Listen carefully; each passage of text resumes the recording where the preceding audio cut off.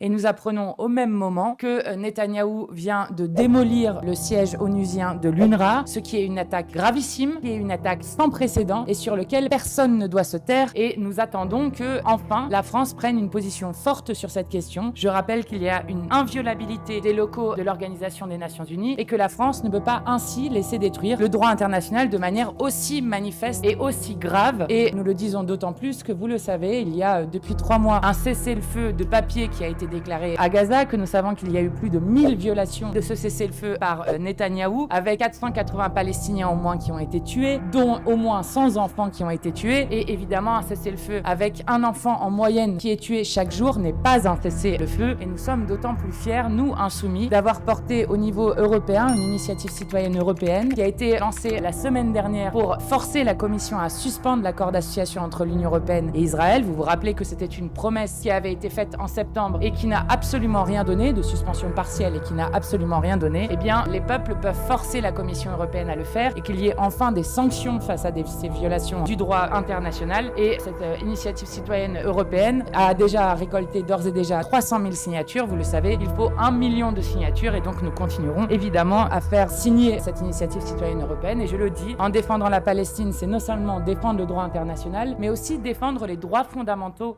en France.